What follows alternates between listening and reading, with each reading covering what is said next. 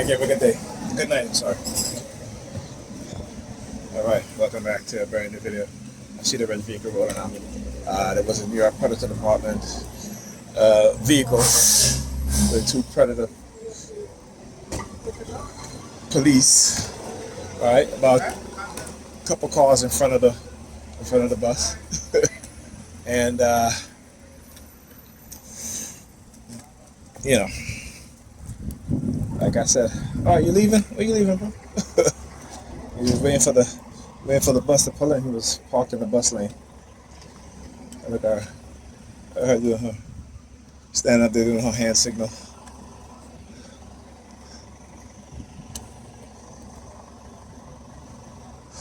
Oh yeah, tell you, they all do that.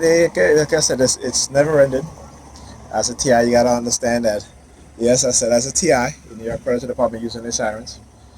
As a TI, okay.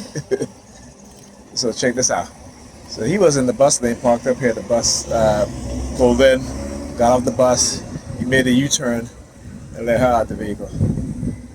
Bro, it made no damn sense. But anyway, it's all coincident. It's all coincide with the whole PSYOPs thing. That's what they do. Like I said, I studied their operations for years now. And you getting on the bus, girl? What happened? He couldn't take you home. He take you to the bus stop. That's it. Like damn. That's the kind of treatment you get. Shit, like come on now. That's crazy. Let me tell you. Like I always say, my mother who was very religious. Again, of course she didn't know any better. She grew up. Her mother was very religious. My grandmother. So it's this. We pass on this religion to our children, and then and then our children pass it on to their children and so forth. And anyway, the reason why I say this is that even though my mother is very religious and I'm raised by a single mother, a lot of things she never taught me. But what she did taught me, a lot of it stuck. Like for example, back when I was younger, didn't have a car, go on a date, I always take my date home. If I can't take them home because they live too far, I'll put them in a cab. I'm paying for it. Always been like that. Today, these dudes today don't even do that. On top of that, you will never hear me call a woman bro. When I listen to grown men my age calling women bro, it's disheartening. It is disheartening, and the reason why, again, we don't quite understand the psychological programming of what it is. This is why, like I said, most of our women today, not most of it, but a majority of women today, they're very masculine. And so when you see a woman, a black woman, and you call her bro, she's not one of your buddies. That's a woman. And what they've done is blur the lines between women and men in terms of their mannerism, in terms of the behavioral patterns that a lot of young black men today, more so than ever, who were raised with single mothers, have exhibited more female characteristics than ever before. Just as the young girls are exhibiting more masculine male characteristics than ever before. But we don't want to pay attention to common sense. She all in my face. She walking by, she all staring at me in my face. That's what they do, right? That's what they do. But anyway, so Pam came home early, today. She came home like around 4:30, something like that, because the caseworker is coming to visit, and then she goes, I told her to, you can come and this and that. She was like, no, I'm coming today. So she texted me. She's like, can you clean up? I said no. I told her no. Of course, she got upset, but there's a reason why I told her no. It's like you've been, the entire weekend. right? You don't want to listen to me. Look how I pointed. You don't want to listen to me, right? Particularly with our daughter. You know, and I keep telling her, like I told my daughter too, I said, listen, you know, on the weekend, you get home from school or from camp or what have you, if you're not going to bathe Friday night, usually I make sure she bathes if I'm there. But, you know,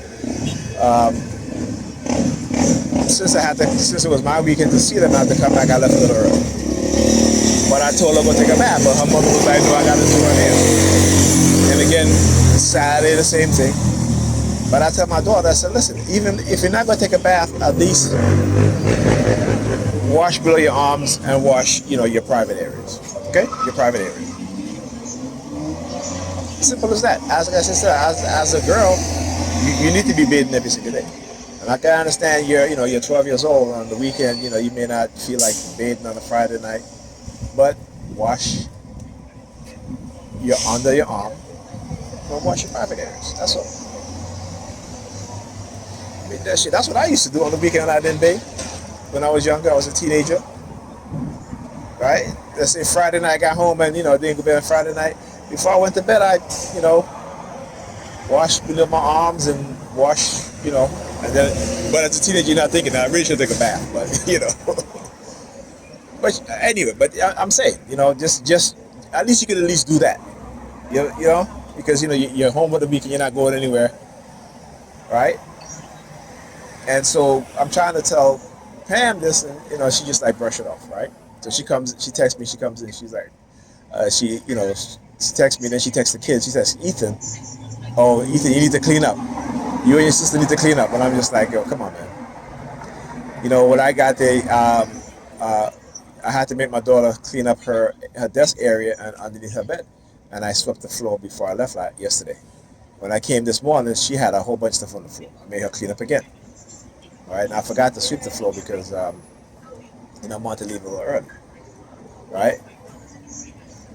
And she's like, "Oh, it's supposed to be." I'm like, "Listen, that's yours." Then she tries to blame me. Well, it's because you hit her with the belt or what have you. I'm just like, Pamela, come on. I said I gave my daughter a spanking. I might have, and this was like last year, right? So I should tell you, last year. But they won. As I said, last year hit the car horn. But disciplining your children is part of being a parent. You're not abusing them; you're disciplining them. Like I said, you know, particularly here in New York, they will allow these women to leave their children all day and all night by themselves, right? And that's not abuse. As long as nothing happens, it's not abuse. But what happens when there's a fire in the building, right? And you leave your kids at home at night and they're sleeping. What happens then? You know, she's saying that we have become people have been conditioned to be very reactionary instead of being preventative. Anyhow.